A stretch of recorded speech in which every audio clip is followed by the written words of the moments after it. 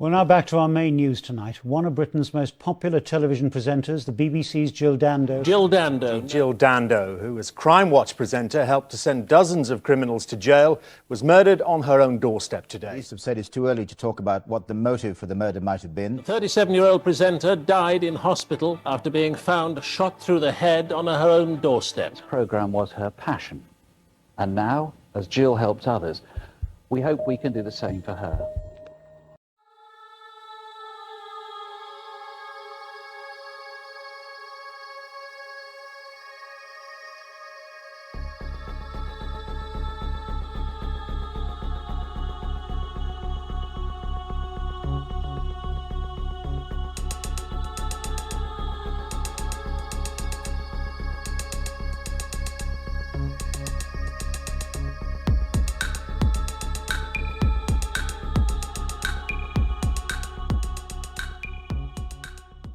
Jill Wendy Dando was born on November 9, 1961 in Somerset, England.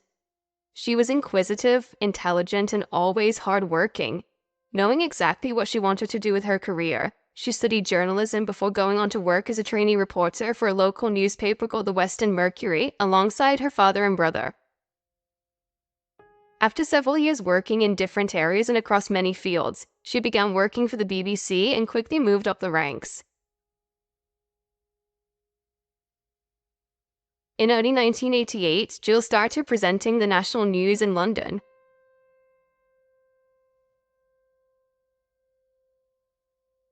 She also began presenting television programs such as Breakfast News, The 6 O'Clock News, Holiday, and the Unsolved crime appeal show, Crime Watch. By this point, she was one of the most recognizable faces in the UK, and she was in the home of most families every day. In 1997, she won the BBC's Personality of the Year award and was frequently referred to as the Golden Girl of television. In the same year, she met Alan Farthing, who would later become her fiancé. The wedding was set for September 1999. However, in April of that year, everything would change, and the nation would be left reeling and in complete and utter shock. On the morning of April 26, 1999, 37-year-old Jill Dando left Alan's home in Chiswick. She walked around town for a while, visiting a few shops before leaving the shopping centre alone just after 11 a.m.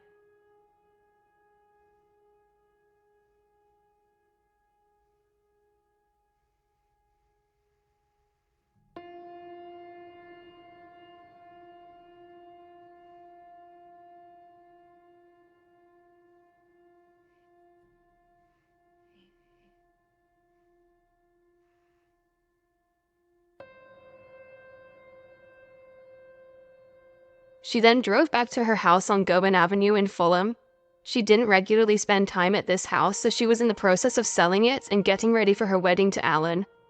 Just as Jill Dando reached the steps at 11:32 a.m., she went to put her keys in the front door and was ambushed from behind. She was pushed onto the ground and her face was pressed into the tiles of her front step. A single shot was fired into her left temple.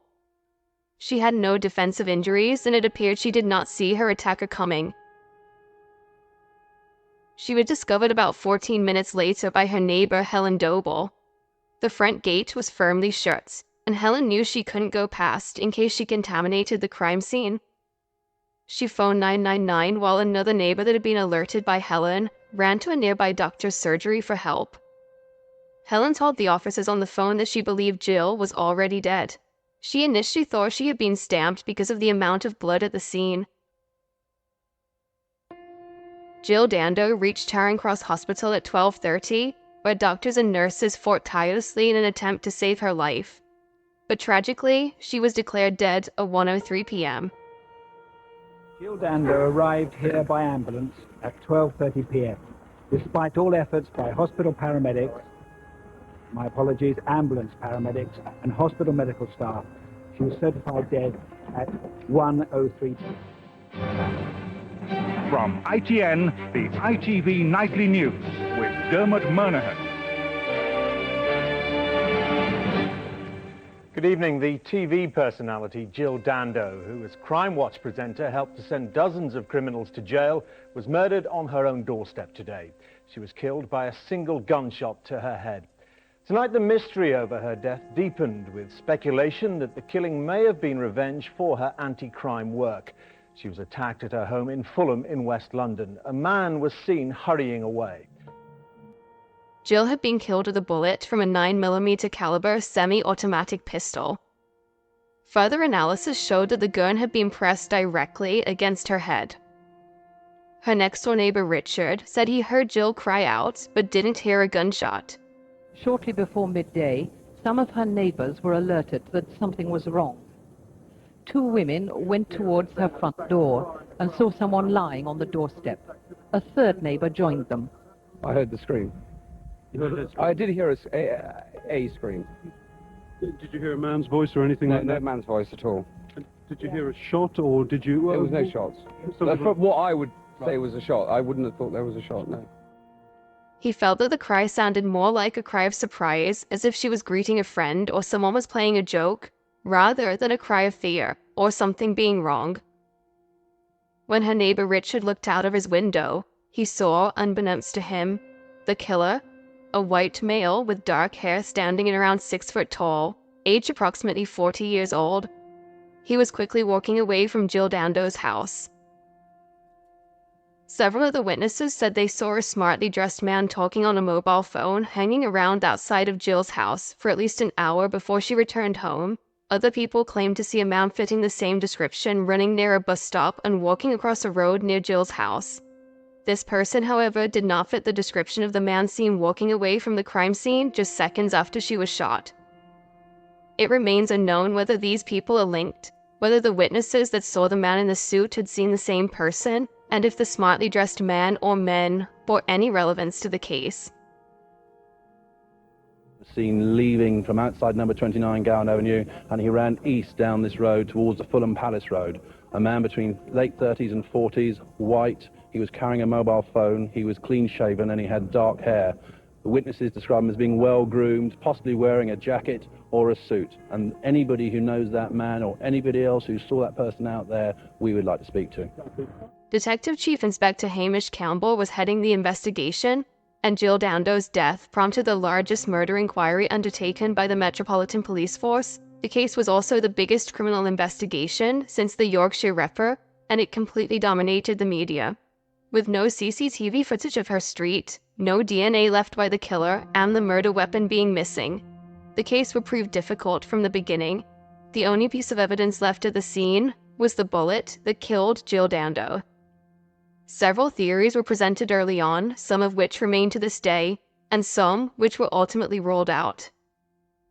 Her handbag was still laying by her body, with her mobile phone ringing inside. She was still clutching her house keys, and her jewelry and shopping was still there. The chances of it being a robbery did not seem likely.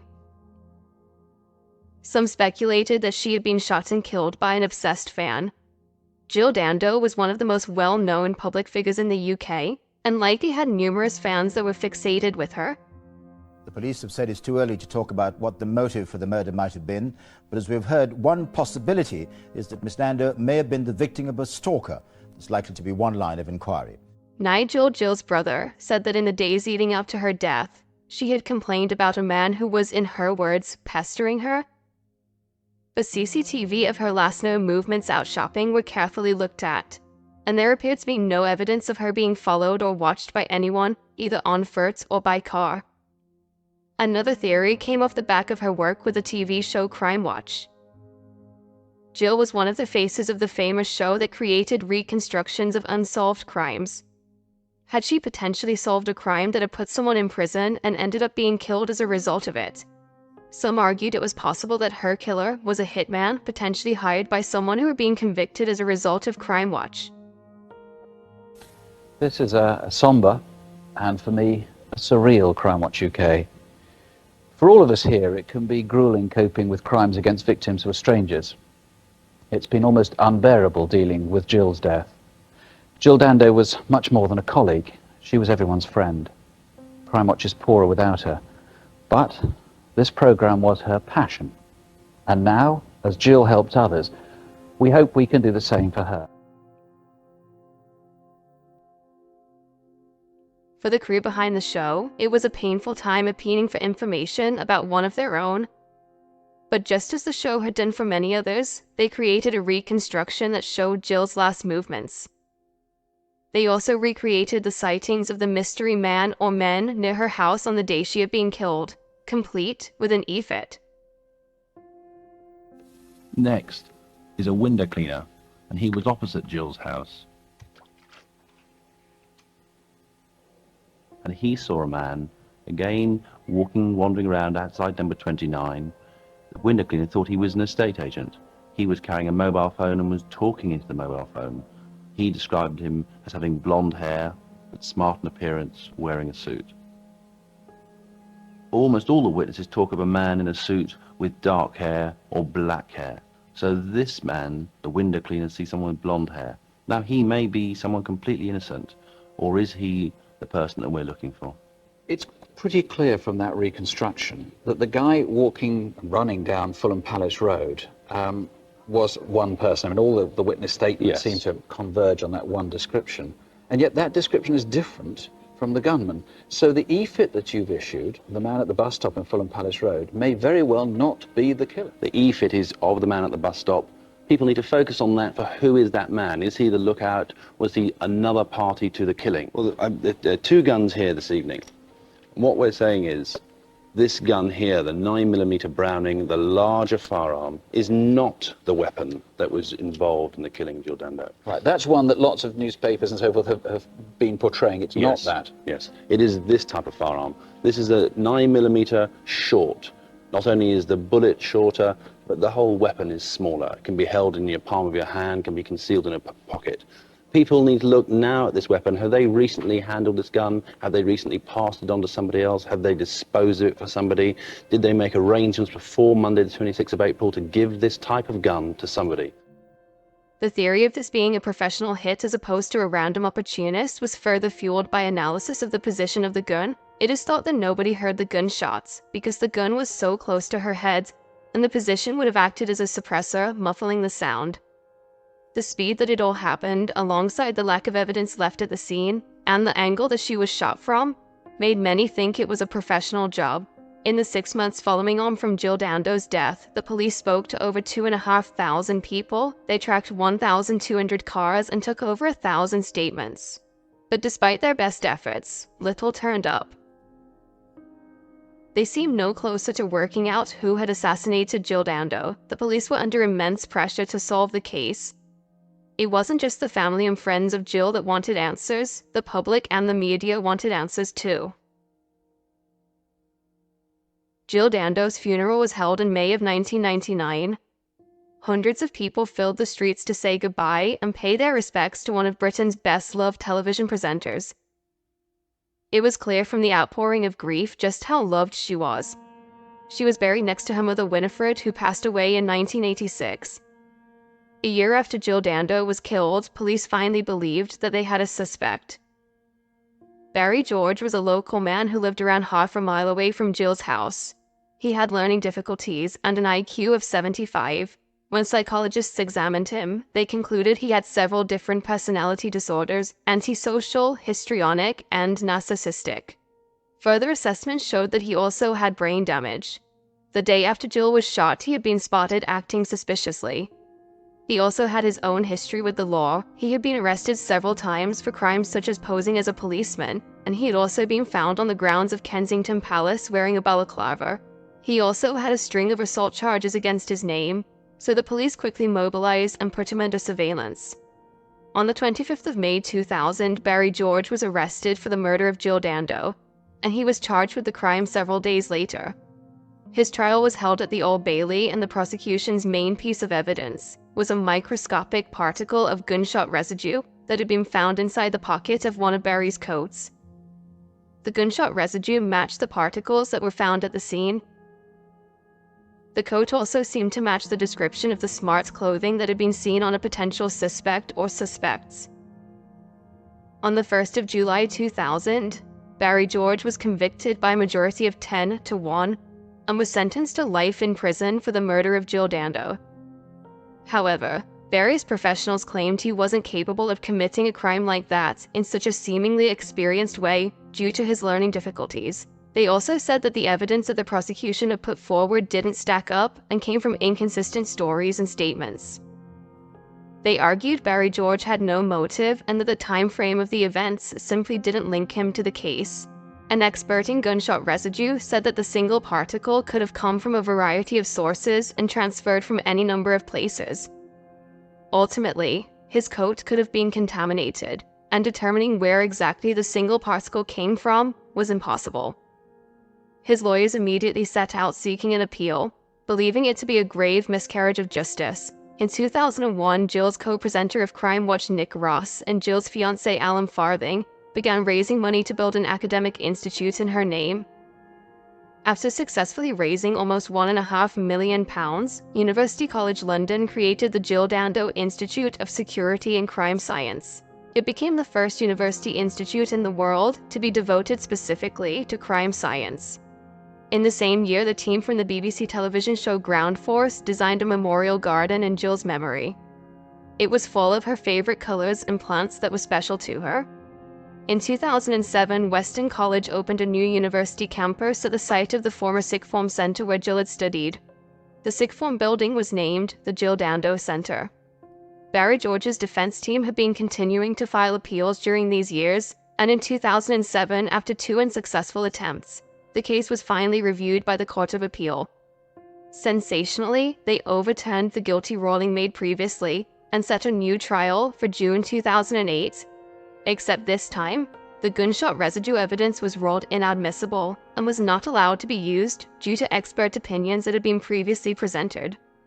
In August of 2008, Barry George was unanimously acquitted of the murder of Jill Dando.